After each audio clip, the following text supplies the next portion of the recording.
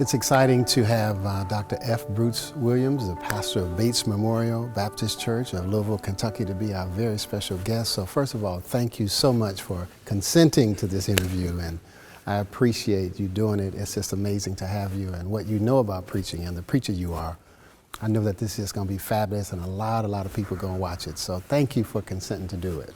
Well, no, thank you for asking me, and I know I've seen some of the other ones that you've done and some of the kind of and quality and caliber of people that you have. So just to be on the list, it's good to be a part of this, and you know, to be here being interviewed by you. And I'm sure people who know you and know of you know what a privilege it is, given your mind and your experience, et cetera, to be a part of this. So I'm glad to be here. Well, thank you. My stock goes up because I'm here. So there may be, one or two or three people who don't know who F. Bruce Williams is, and so tell the audience, who are you?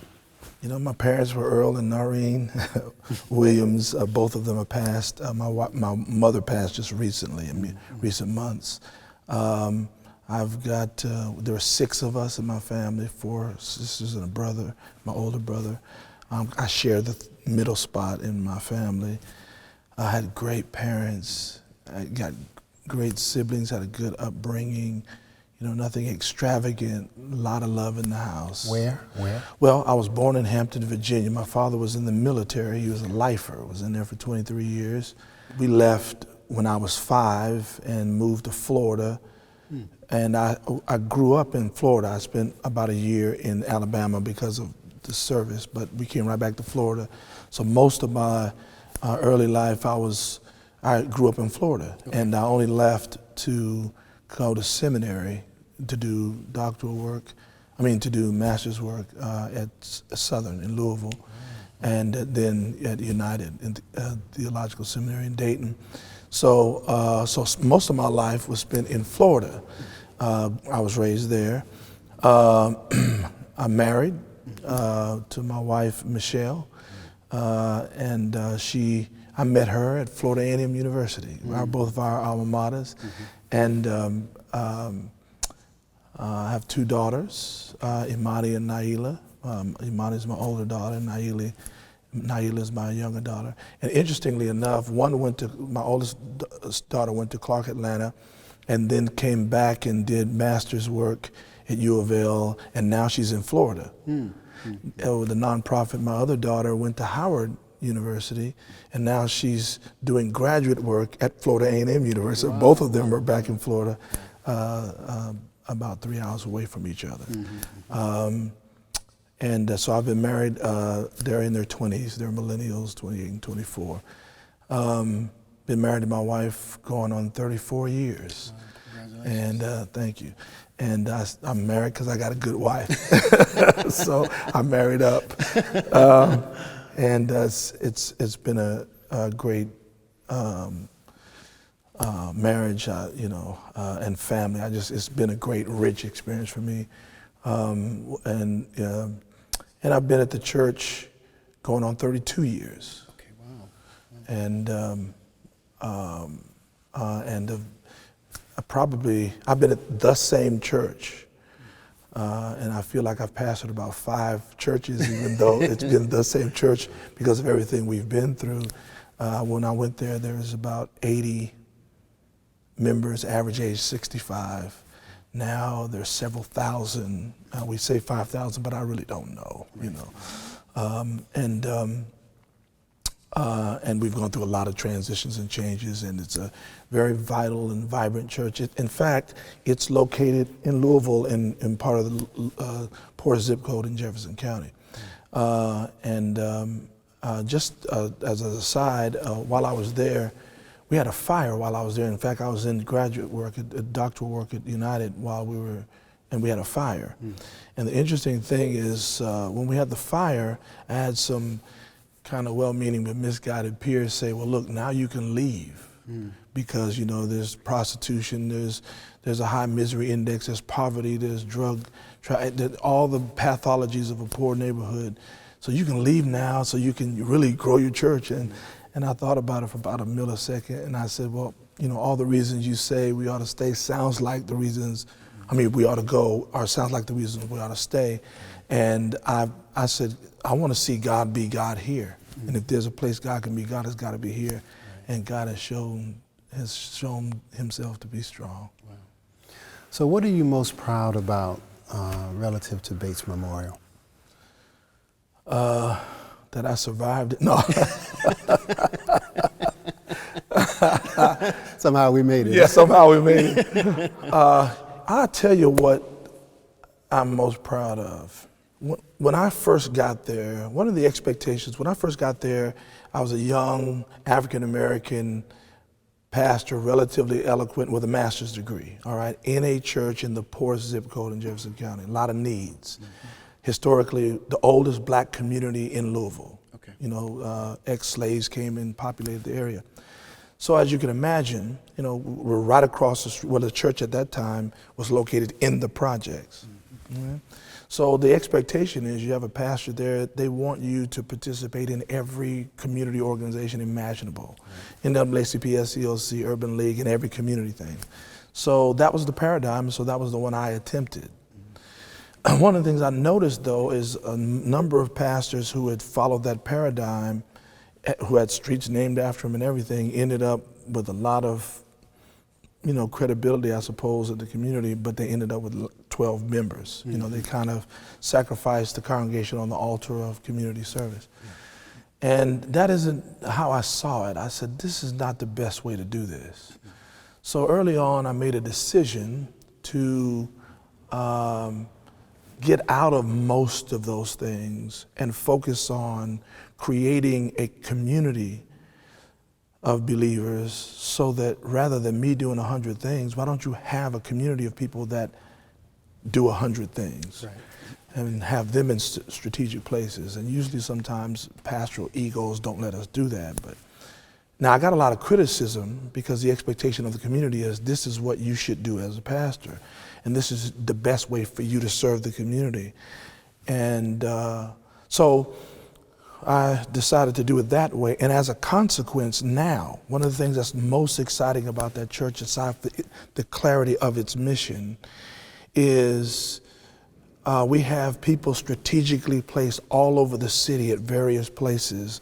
And it makes a great impact on the city that way. And so I think that would probably be the thing that pleases me the most, aside from the given that it's a vital, vibrant community itself, community of faith, but it's known as a church that impacts and is engaged in the community. So I think that's what excites me the most. So tell me about your preaching mentors. My father was a pastor and a preacher, not all of my life, but most of my life. I don't come from a lineage of preachers. I know some of my peers who are like fourth generation pastors, not me. So I didn't enter the ministry with that kind of pedigree. My father was a minister. I got to know preachers because my father was a preacher pastor. He was a good pastor. I got to see him study. He went back to school, even while he had children in school. He was a good preacher and good pastor. So in a sense, he was my first model. Mm-hmm. What I learned from him, the thing that made the biggest impact on my father is never quit. Mm. That's one thing I've learned from him. He was a good preacher, but he wasn't a well-known, preacher in the regard. In his circles, he was considered, the cream of the crop. I watched him study, so I knew how important it is to study. And I got to know preachers because of him. But the biggest impact he made on my life. And what is interesting is my father said this to me. He said, sometimes I feel like God called me to call you. That's what he said to me. So in that sense, he made an impact. But in terms of, so he was a good role model in terms of watching him pastor people. In Florida, he was pastoring 2 churches. They had first and third, second and fourth, and he'd go to one place and one to the other, and he had to drive to both, and he was faithful. I watched him do that, do visitation as well as preaching. In terms of mentors, in terms of preaching, people who impressed me in terms of preaching, I used to hear about, first of all, preachers that J.H. Jackson and my dad and them used to talk about them. I used to hear about them. So what I heard kind of piqued my interest. And then, of course, everybody wanted to be Martin Luther King. So, I was struck by the fact that you could bring the mind to preaching the way he did. Because I didn't want to be a preacher. If you wanted to get in a fight, tell me I was going to be a preacher. And like my daddy, I love my daddy, but I'm not going to be nobody's preacher. So and one of the reasons why is because some of the models, it didn't appeal to me because it didn't bring the mind to the craft. So he was one. Of course, he brought mind and eloquence and passion. And of course, given his legacy in their life, made an impact as a consequence. But there are others who, one of them was, the early ones was Charles Adams. I used to hear him on tape before I met him, on cassette. That shows you how long ago it was. And I was struck when I heard him preach. I didn't know you could preach like that. He was a good combination. He's a good wordsmith. He used the manuscript well. But what he put in sermons, I didn't know you could do it. The data he put in and how he did it without putting you to sleep. I mean, you can't go to sleep on anything that he preaches. His imagination was incredible. And the relevance of his preaching, to have all of that in one package. So to hear him communicate so well. So he made a big impact on me. So I used to listen to a lot of him. I can still remember some of the titles of some of the sermons that are just legendary sermons. And Fred Sampson, when I was a student at Southern, I went through the archives and found him. He had done a kind of a revival at Southern. And that was when Dr. Honeycutt was there. He said, I want you to come and preach at Southern. At Southern Seminary, and I want you to do what you do at your own church. And, he's the Shakespeare of preachers. And so his capacity for communication, there's never a dull moment. But the depth and breadth of what he brought, biology, psychology, or he could quote Shakespeare, or he'll quote some obscure theologian like Teilhard de Chardin. And not only he would quote Teilhard de Chardin and not theology, he'll quote a prayer that who reads about a prayer from the guy who wrote Omega Point? So, but he would do it in such a way. And he used to be a pastor, I found out when I got there, in Louisville. And I'm always amazed that Louisville let him get away. He was amazing. And so for him, his imagination as well made a big impact. E.K. Bailey also was one who made a big impact. He was kind of a combination of old school, new school, but he didn't use a manuscript like Sampson, but he studied really hard, wrote it all out, and was very effective in his communicative capacity as well. So, and then finally, my own mentor, Jeremiah Wright, I did my doctorate with him in Johannes Kunjufu, and studying with him was ridiculous. So I liked his combination of he's a good combination. He's known for being prophetic, but I know his people know he's known for being priestly too. So he's a good prophet and a good pastor. And to see that combination of the two expressed in his preaching as well. He could do it, have a priestly sermon and prophetic sermon, or do both in the same sermon. And so I was really influenced by him, and he sent me to other people that he admired, Samuel Proctor and others, so I got to read about them and meet them because of him. And so the others kind of mentored me from afar. He was he and my father were more direct mentors in terms of preaching. So how would you describe your own preaching style?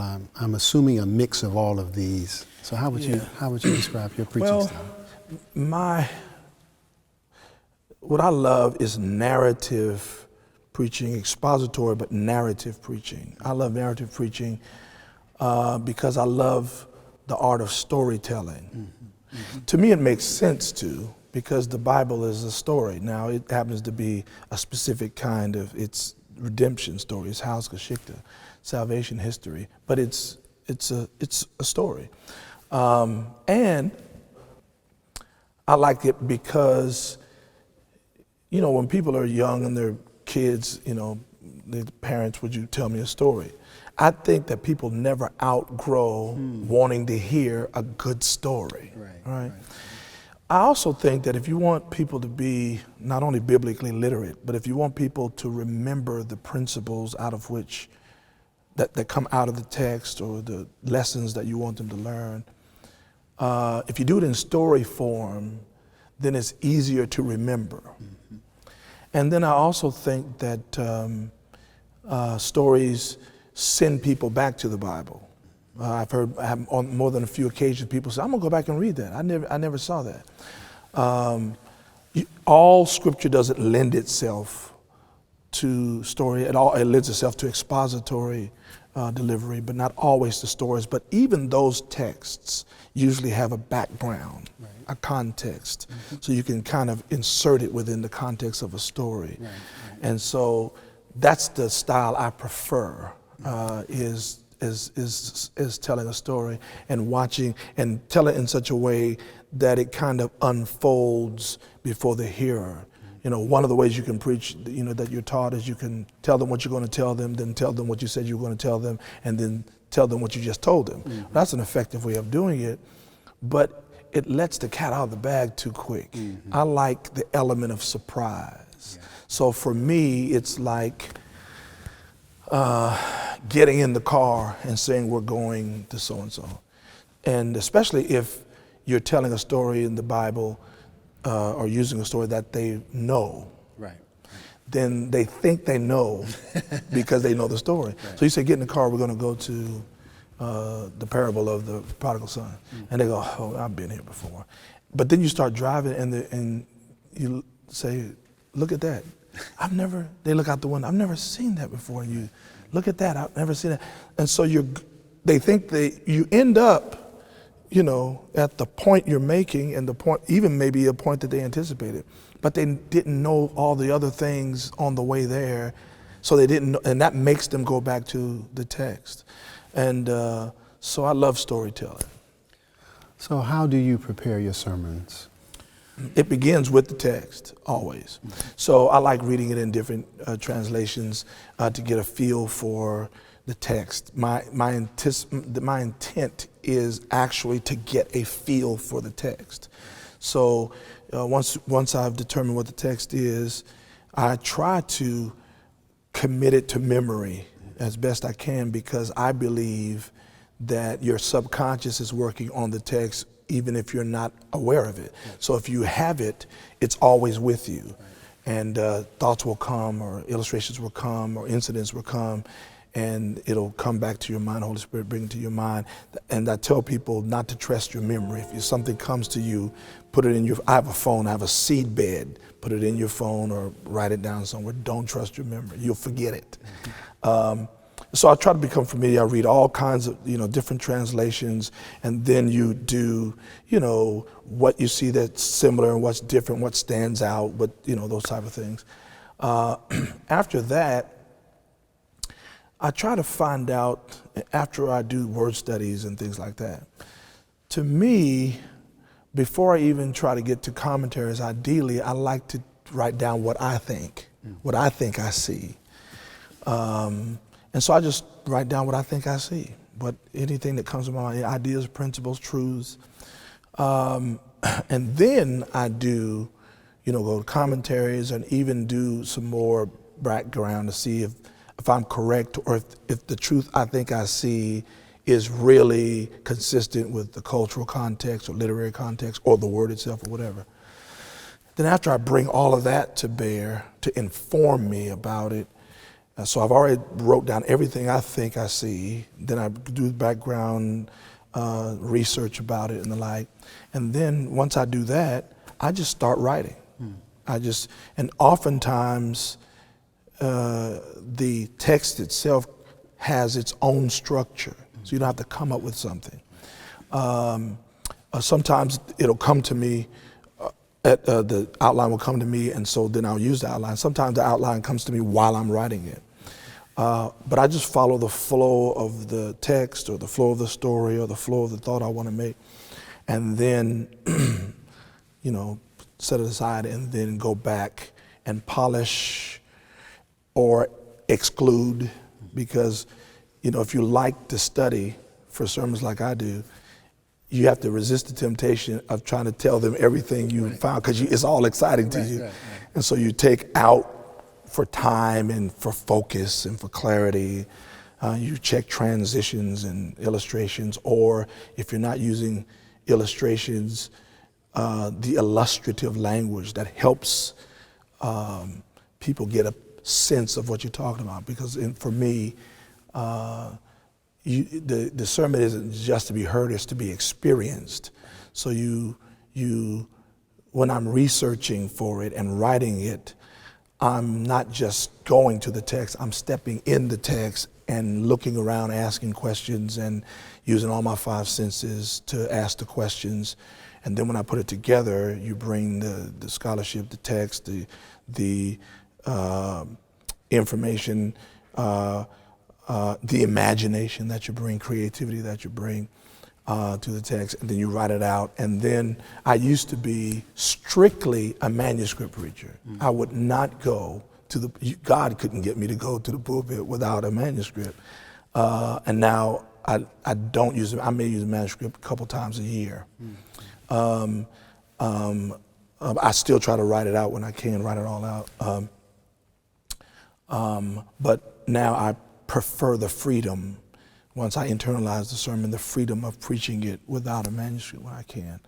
And so I think the sermon isn't finished until you preach it. Mm. And so some people say I'm finished with my sermon, but I don't think it's finished till you preach it. And then once you preach it, then it's finished. Because there's two ways of looking at the art of it and everything, and that is you produce it for this. There's the sermon. Now you're finished, and so in that sense you are. But the goal of the sermon preparation is not simply to have a sermon. The goal of it is to have an impact. So you're really not finished given the purpose of the sermon until it's preached. So do you bring anything? Do you bring any notes, or do you bring anything to the pulpit? I don't bring anything. Now, when I do use, either I'll use an outline but again, I try to do that. That's the exception now. And just the backstory about that, because to me, whether you do that or not, to that own self be true. Right. But the backstory is, the only reason I do that is the Lord used that to teach me about faith. Because I always, I'm teaching faith, but I ain't exercising any when it comes to that manuscript. And so I had this whole list of reasons why I wasn't going to not do it without a manuscript.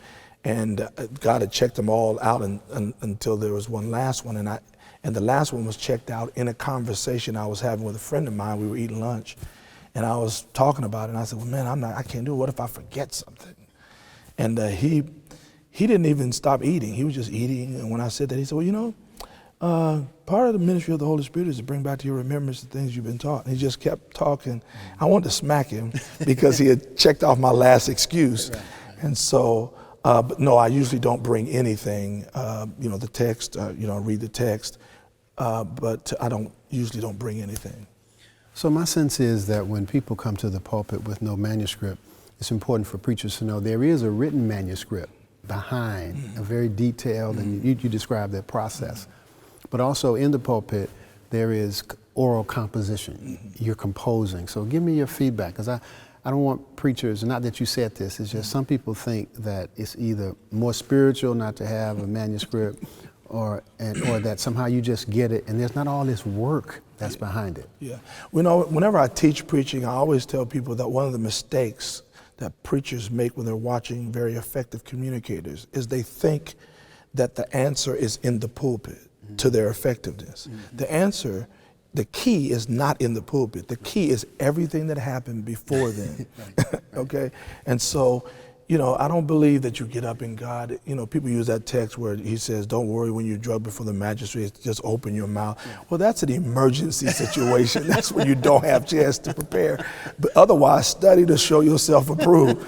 So you can't get water out of an empty bucket. So if you haven't prepared anything, so usually if you see someone without manuscript who's effective, a lot of work has gone into it, particularly. And I think the shorter it is, the harder it is. Mm-hmm. So a lot of work has gone into it.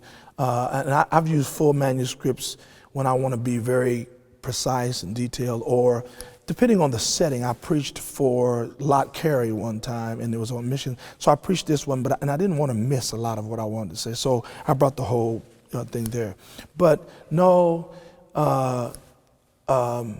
a lot of work goes into it before you get there. Now, I can get away these days with, on occasions, not doing the whole thing, writing the whole thing out or whatever, but I've been doing it for almost 40 years, right. And I preach 6 times a week, so I get a lot of practice.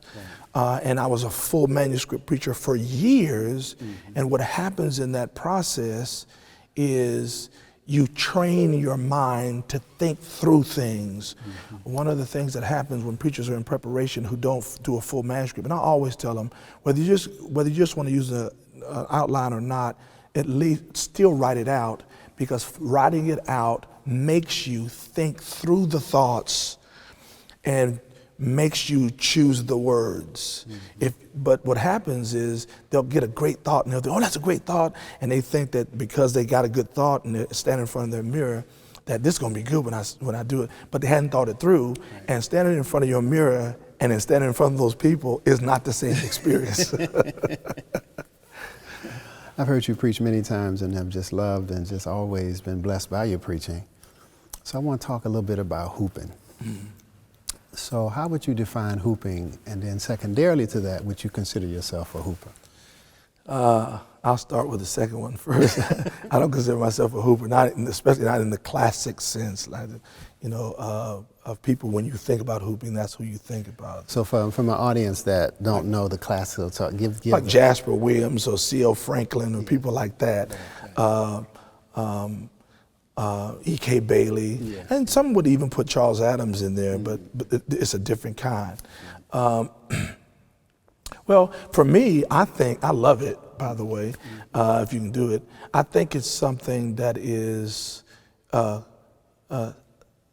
generally cultural specific. I think it is part of the celebrative part of preaching, which I think is really important. I mean, how can you call it good news and there's no celebration?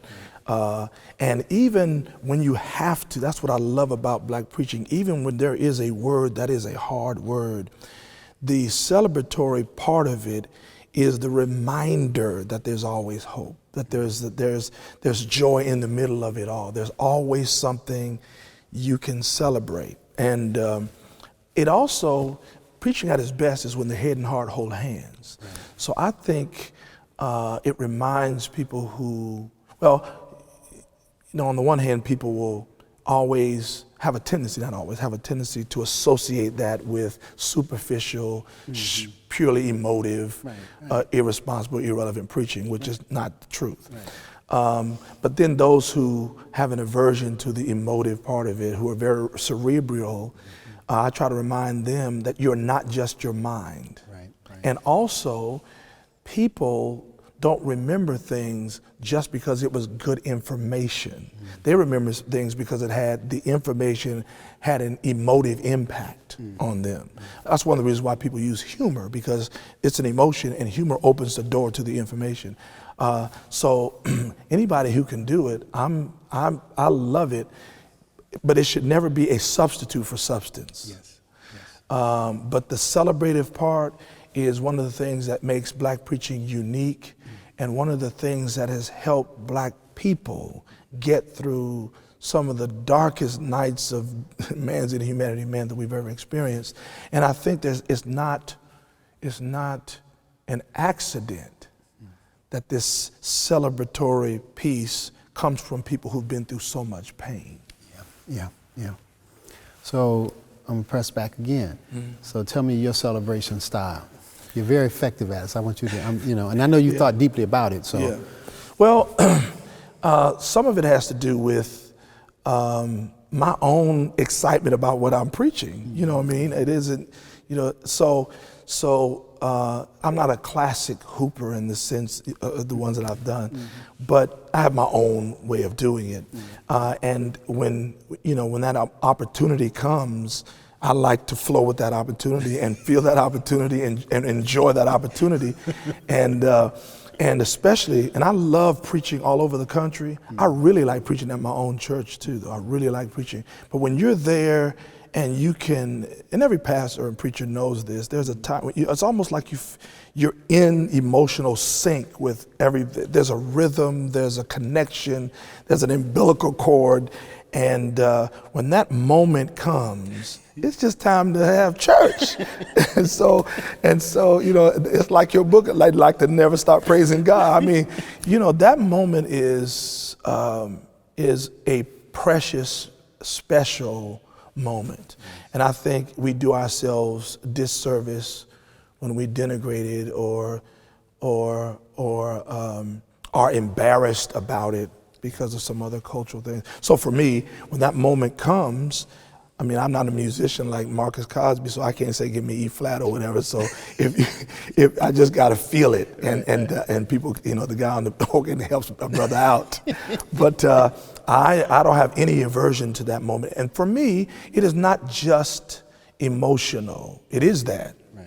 But I think it symbolizes, and is at times, it is, especially for the congregation, it is best described, because it's related to the shout that's in the congregation. It's best described as a kind of unimpeded encounter with the eternal. It is when God breaks through, and when God breaks through, you can't be cute and sophisticated. When God shows up, you know, there's some evidence. And in our tradition, you're allowed to worship God with your whole body. And so when that moment happens, you know, you're celebrating God's presence, and God is everywhere.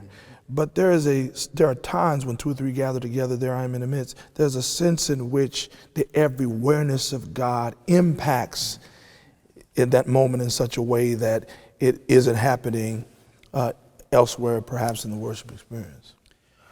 Tell me a time in your ministry where you really felt like a preaching time, where God really used you. And I know that as preachers, you know, we're humble, but what would be a time when God really used your preaching ministry? Well, you know, to be honest with you, there are lots of times when that happens. And I was speaking with someone recently. There's a lot of times where I feel like I'm being carried anyway. I mean, you're having this experience where you know the encounter is meaningful. And it's almost a moment when you're preaching and you step aside and look at yourself and say, you know, that ain't you. That's got to be God. You know, you can't even take credit for this. This is amazing. Right. You know, right. So I think that happens a lot. It probably happens more than we who sometimes feign humility, will admit. Because when people's lives are being impacted like that, and the impact that it has doesn't always manifest itself in the same way. Sometimes you know because of the shout, but sometimes you know because of the tears, or sometimes you know because of the change. When people come to you and say, that sermon, and they can cite one, it saved my life. I've had people tell me that this sermon not just changed my life, it saved my life because it changed my life. Well, I think that happens really frequently in our worship experiences because it's the Word. So if you're talking about it being impactful and effective, that happens regularly in some sense because I have a regular experience of being carried. Right. This is not me. This is something beyond myself. I could think of one though. This happened before I started pastoring. I was doing church planning for Seminary, Southern Baptist in '82. I'd just become a student there, and we would go. They'd take us. I was taken and dropped off in Kalamazoo, Michigan. So we would While we were planning churches, and they said Pioneer, and it wasn't Pioneer, there were churches everywhere. But I would go door to door and ask people if they wanted to do Bible studies, and then you're supposed to start a church for those people. Well, I would actually send them to the church I was worshiping at while I was there to keep myself spiritually up. So the church I was worshiping at on the weekend, one instance where the church was invited to go to a church in Battle Creek, and the pastor couldn't go. Mm-hmm. And he sent me. I was in my early 20s. I was in my 20s. So I went. And when I got there, the place was packed, right? But the people didn't know he wasn't coming. Mm-hmm. And so the pastor's there, the people are there, and they're like, he done sent some boy in his place. And his pastor's like, okay, wait, we don't know yet. Let's get a dude a chance, you know. Right. I'm terrified because it's packed. And now I hear that they done sent this dude, a boy, to do a man's job. And so I'm like, Lord, if ever I needed you, I need you thou. That experience I remember was because the expectation was so, people were disappointed, the expectation was low. People was like, well, let's see, or how are we gonna get through this, or am I gonna stay, kind of thing. And the Lord had mercy on the brother, and it was phenomenal, the response. And so they asked me to come back and preach. So I figured I did okay if they asked me to come back to preach. The interesting thing is they asked me to come back to preach. When I came back to preach, it wasn't as good a job. So, they seemed to think it was. I didn't think. I thought it was like, oh, Lord, I guess I won't have to worry about coming back here no more. So I want to go over to the other side, and I want you to talk about a time when preaching really was difficult, one of your most context of what was going on in you, or that preaching was really difficult. I've been through difficult seasons in pastoring. I've been doing it for going on 32 years. We had the fire, and we were displaced. We didn't have a place. Right before that, someone had called and asked me, it was a United Methodist brother, we have this building and no one's in it. Do you know anybody can use it? I said, no, I don't know, but if I do, I'll let you know. Right after that, we had the fire, so I called him back. I know somebody who can use it. That was a tough time, a tough season, because, okay, now I've got to lead people through, we're homeless. Interestingly enough, those were difficult times to preach in the sense that there was so much going on that you didn't always feel like you had the time to prepare the way you would like to. Mm-hmm. And you know how important it was to be effective preaching through that season. But it was during those times when I seemed to be the most effective, right, in terms of the people, so that it was hard to preach in the sense that the season was hard. And I was tired, there are times when I'm tired, but the moment of preaching, let me say it like this, there are times and were times when it's time to preach and I don't feel like I can do it and it's hard and I don't want to do it. But when the moment comes, when you stand to preach, it isn't what you thought it would feel like. And so the wind of the Spirit blows on it. And so I can tell you that there were seasons when we were displaced, when we were homeless, you have to figure it out, or when we were trying to build a new building and there was the controversy about what we should do and all the stuff that goes along with trying to cast vision and convince people and all that kind of stuff and how you should do it and all that. It was really hard preaching through those times, but there is a sense in which it was preaching that got me through those times. Mm-hmm. Mm-hmm. I know one of the reasons why I'm on earth is to preach. Mm-hmm. And so it was the preaching, it was cathartic for me. And it reminded me, because of the experience I had in the preaching moment and what God was doing in the souls of people and bringing people during those tough times, it reminded me of the power of God and the grace of God. So it was difficult seasons of preaching, but the experience and the lessons I learned got me through it. And again, now that I think of it, I don't even know how I would have fared had I not had the opportunity to preach through those moments. At the time, I don't know if I was always conscious of it at the time, that it was what was helping me, but I knew while I was preaching that it was a good experience to be preaching and watch people respond during some tough times and tough subjects, I'd have to deal with, so. Have you ever gone through a preaching slump? Like baseball players, they have slumps. Have you ever gone through a preaching slump? Yeah, I think I have. I'm trying to remember. I'm trying to remember when it was, and it's difficult to remember when it was, but I can remember that it was. I remember thinking, this feels like a slump. I don't feel as carried. I don't feel the wind of the Spirit as much. I don't feel, it feels more laborious. I don't know what to attribute it to. I don't know if it was because of something I was neglecting in terms of my own spiritual upkeep. But I do remember that I felt like I was having one. The interesting thing is there was no indication from the congregation that no one was saying, are you okay? You feel like you're in a slump? I just felt like I was in one, and it was just harder to preach. But I don't remember attributing it to it being a hard season, that there was something going on. It just felt kind of dry, and it didn't feel as effortless. I ask you that only because I think that all preachers go through slumps, except we don't talk about it. And so you got young preachers. So any sense of a duration that it was, a couple weeks, No, it was longer than that. And it wasn't like a year, but it wasn't like 6 weeks either. I think it was like, this is tough right here. I don't know what this is. So it may have been months, 6 months, whatever.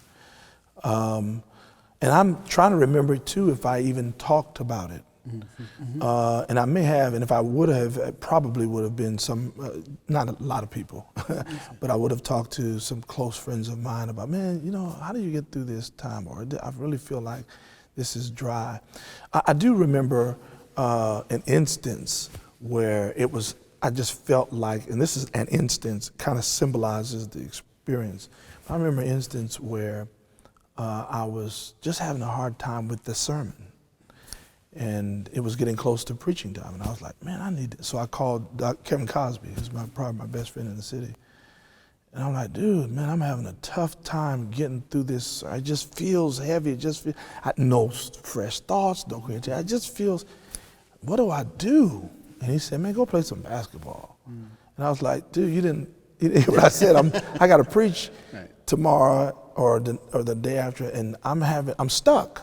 And my idea was to push through till you get it. He's like, dude, you need to go do something else. That's your problem. Go do something. Get your mind off of it. Go play some ball. And I'm trying to explain to him I don't have time to play ball. And so I took his advice. I went and shot ball. And when I came back, stuff was just flowing. So I think part of the slump may have been not taking time away from it. Give your mind a chance to do some other things. So if you had to recommend three preaching books to our audience, what three? Oh, dude. Well, I'm gonna tell you from the get-go, I can't, in the sense that these are 3 books that are critical. Because what has happened in my ministry is that at certain times in my ministry, God always brought 2 things in my life that got me through. It was people and books. And so when people ask me what book changed your life or what book, there isn't a book because it depends on what I was going through. So one thing that is for certain is that there is no paucity of, well, let me put it this way, there's good material out. I still think that black preachers don't write enough about preaching. Your book, of course, They Like to Never Stop Praising God, everything by the Mitchells, Samuel Proctor, the books you would hear from black preachers who read, but those authors are critical, I think, to fundamental. The one in seminary that was a real thick book, my professor was Dr. Cox, and he had a big book out, and that book was a really good book. The interesting thing was he wasn't known for his ability to do it, but he was right in his book. So that's a kind of an old standard book, but that's a good book. Some of the stuff that's out would fall in the category of kind of popular stuff. To me, isn't all that good. But some of the old standards by some of the people, like I mentioned, are excellent sources. And then people they cite, anyone they cite. But any particular book that really changed, it depends on what I was going through at the time.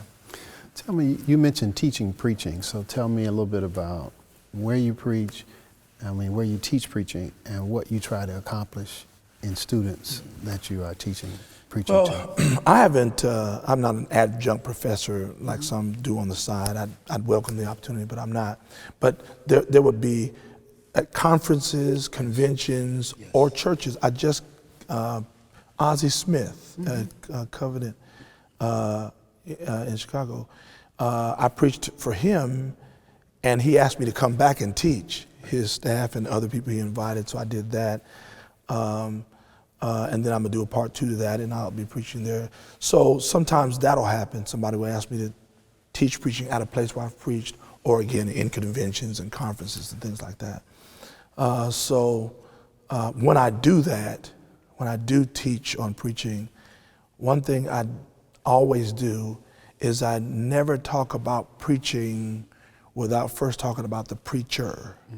So that's the first thing I talk about. You talk about the preacher and then the preaching, because I think sometimes preaching, when we talk about preaching, we kind of have a way, if we're not careful, of talking about the art and the craft separated from the preacher.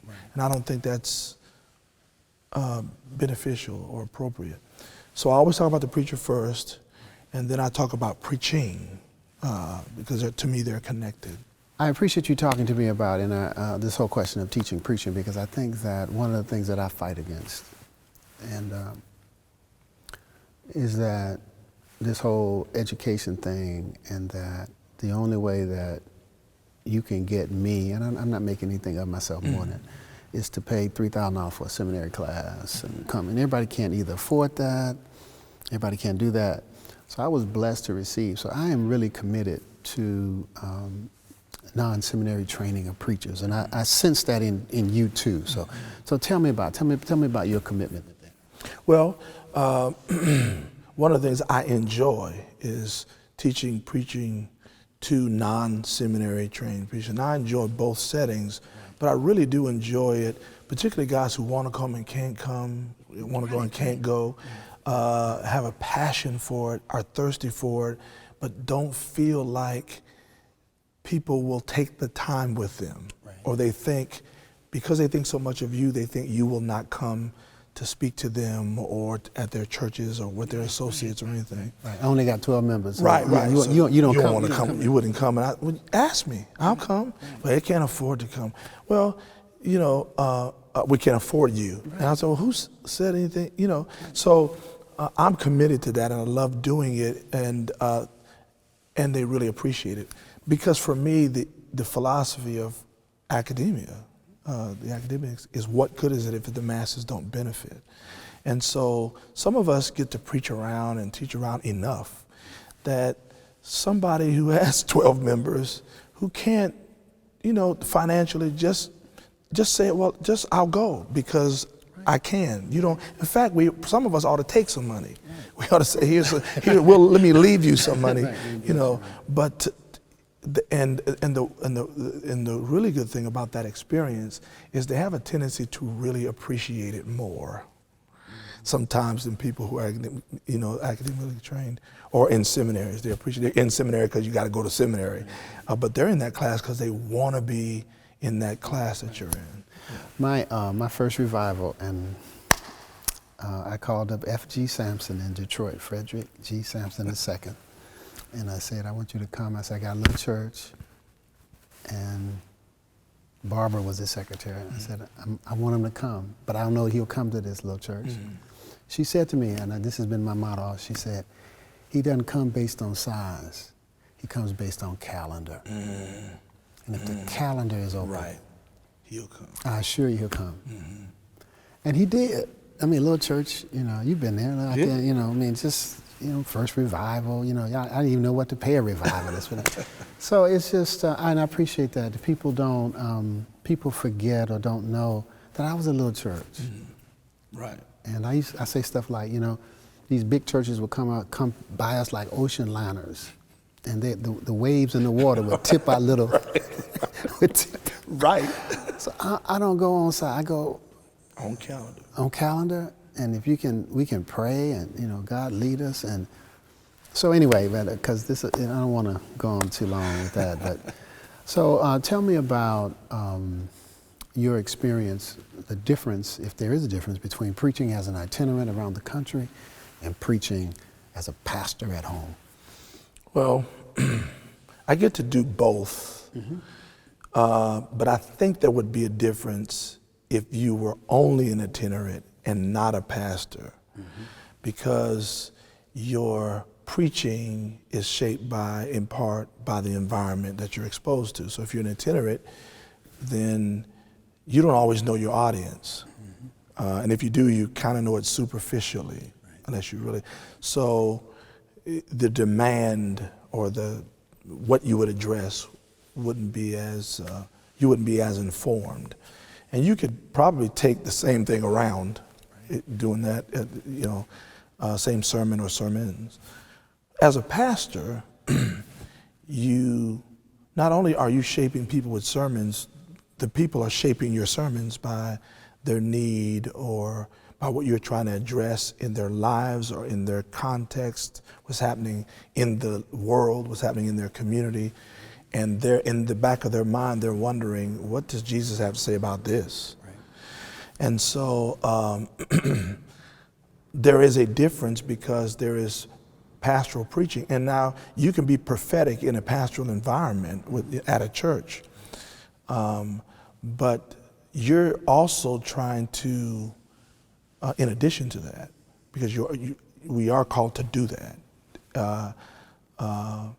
But you're also called to preach to the needs of the people. The people are going through, there are things they're celebrating that are good, but they're going through a lot of questions and a lot of pain and a lot of uncertainties, and those come in all kinds of packages. So the benefit of being at a place, the same place for 32 years, is being shaped by the place as well as the place, you shaping the place by the preaching. And it helps inform my preaching and the way I do what I do. Right. I got two more questions I want to ask you. One is, you're one of the preachers that some younger preachers will go to YouTube and watch your clothes and then take your clothes and paste it on their sermon. Right. Yeah. Could you speak to that? Yeah, you know, whatever you do, don't do that. You know, that's the difference between someone whose priority is substance over style, as opposed to someone whose priority is style over substance. Yeah. And a person's style is their style. And the challenge for style is to find out what your own is, and you get to do that by preaching, all right? But to kind of, and I guess people are somebody else when they first get started because they're trying to figure out who they are too. Right. But it is a huge, tragic mistake in preaching, if you plan on doing it well and being effective and being faithful, to take what you see and mimic it, because that's not what preaching is. As I mentioned earlier, I think that some people think that the key to preaching is the pulpit. It's not, it's what happens before. Exactly. So if you really want to benefit from somebody who you see as an effective preacher, don't just take off something that's the exciting part and patch it on. Try to find out what happened before. Find out what they do before.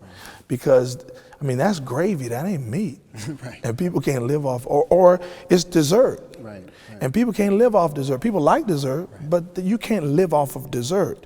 And I heard, I don't know if it was E.K. Bailey or Ralph West, it might have been E.K. Bailey, who was talking about being kicked out of churches. I think it was E.K. Bailey. And he was talking about how his sermons were going on early on was just hoops. It was just, ice, it was just dessert. And he said he was getting kicked out of all these churches eventually as a pastor. And he said, and he realized it was because he was feeding them so much dessert that they were getting hyperactive and they were throwing him out of churches. So no, any young preacher or someone new to the preaching who wants to be effective should focus on substance. Because if you're in the black church, celebration is going to be a part of it. You can learn how to do that, but focus on substance, and the people you pastor will really appreciate you and the ministry, because it will be that part of it that will help them handle life better. Of course, you know about the PhD program in African American Preaching and Sacred Rhetoric. Part of this interview is part of our ministry of outreach to preachers everywhere. So tell me some of your thoughts and reflections on the PhD program, and it can be anything you want to say about it. It's Well, I remember being a part of the group when you were developing it, that you invited to come in and get feedback from, which I'd never heard anybody do before. So let me know that you're really serious about it. And I was and am really excited about such a program. I don't know if it exists anywhere else in the PhD level. I've never heard of it existing. So I'm excited about that because, again, those of us who love the craft of preaching and take it seriously would love to be in an environment where that happens at an academic level, at other people who are just as passionate, iron sharpening iron, that kind of thing. So to provide that environment, I'm just excited about that. And as I mentioned earlier, to have you at the helm of it, knowing how serious you are and how scholarly you are and how competent you are about it and passionate about it as well. So I'm hoping to be a part of the next group that you have that comes in. But I think it is critical, and I think you're onto something in the sense that if we want to, and I know your goal is to prepare the next generation, the impact, the potential impact it can have, and no doubt is already having, on Christendom in general, and certainly the black church in particular, is exciting. And I want to be a part of, and I know others would want to be a part of it as well. I know you have a cohort already of people who are some of the best communicators, and the fact that they're some of the best communicators already, and they want to be in this program. And so I'm really excited about it, and I'm excited not only about being a part of it, but if I get in, finishing it and pointing other people to this program and also using the program as a goal for people who want to go to seminary and want to do a doctorate and want to do a PhD and want to take sacred rhetoric and preaching seriously. So I'm really excited about it, and I think it's a game changer. I appreciate you so much. Since we first met, that first time you did revival in my church, upon the recommendation to all of our viewers, this is funny. I invited Kevin Cosby to come to 3 nights of revival, and on Monday or something, he called me up, Doc, I can't make it, but I can send you somebody. I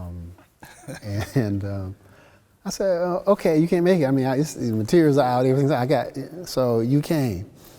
And when you got through, they were like, Kevin who? Now I know he's gonna watch this. He's gonna watch it. He's gonna call us after he watches. Right. They say, Kevin who? So ever since, though, just the passion, just the skill, the passion, for preaching.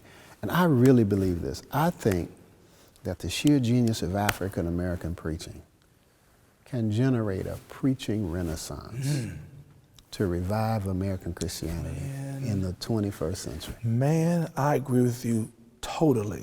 I promise you I do.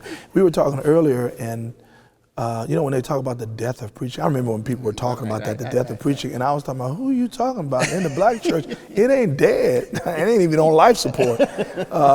Because it's always had a tradition of rich preaching. Now, I know some people may have been exposed to bad preaching, but there's bad something everywhere, whatever profession you're talking about. So, and I think that, I think you're absolutely right. I think you're absolutely right because of the nature of black preaching as it relates to theology and theology from the bottom up and those kind of things, empowering theology, preaching that is rooted in biblical theology, but also empowerment theology. I also think it's important because of the place, not only of scholarship and of substantive preaching, but in black preaching, what makes preaching effective is we have permission to be imaginative. Right.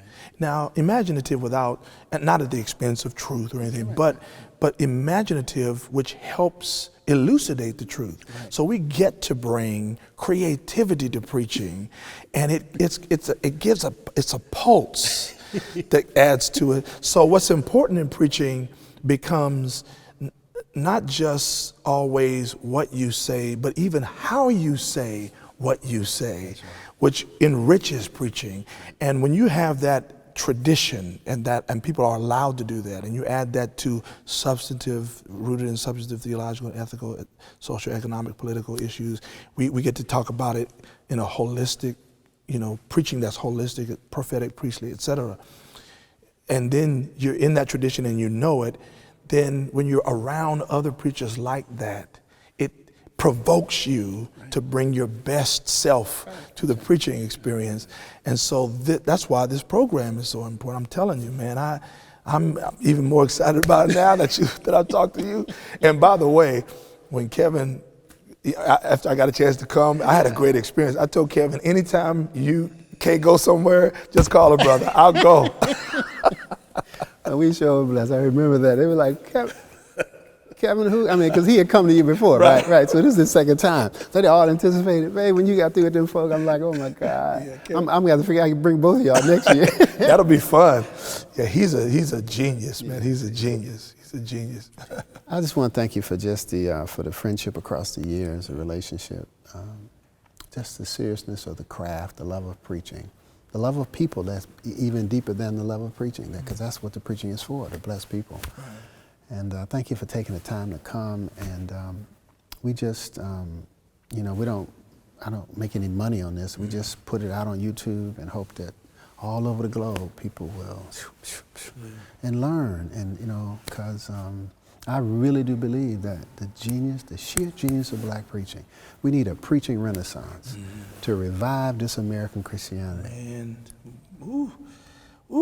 And every time you say American Christianity, boy, that opens up a whole nother conversation about it, because you're absolutely right.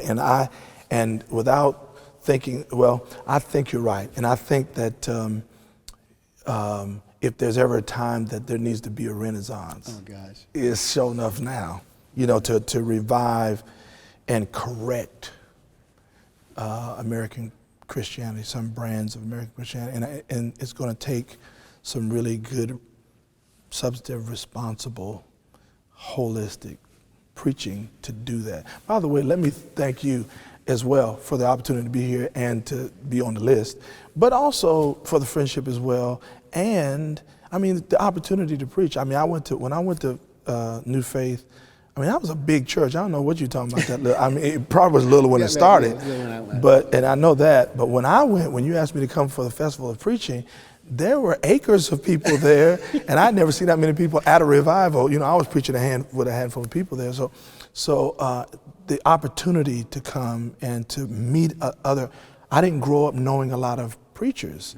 Not the kind that I got. So I got to get to meet some, preach with some, and connect with other people. And then not only did I get to know people got to know me, because I was preaching at New Faith. He preached at New Faith, And then when you were at Mississippi Boulevard, so, my stock just keep going up. when a brother gets to come preach with it. So, but you didn't have to do that, and you were so generous with your ministry, and it just reminds us that it isn't our. We say it's our ministry, but it really isn't ours. It doesn't belong to us. We're stewards of it, and what we ought to do is use it to help others who are called like we are, you know, like you've done for me and so many other people. So thank you for that as well. Well, thank you for being a brother. Man, thank you. God bless you, sir. I've enjoyed this, man, really. Me too. It's just been fun, love and laughter. So God bless you. God bless you. I look forward to years of working with you. Well, I look forward to being in the program. Now, we'll talk about that. We'll talk about that.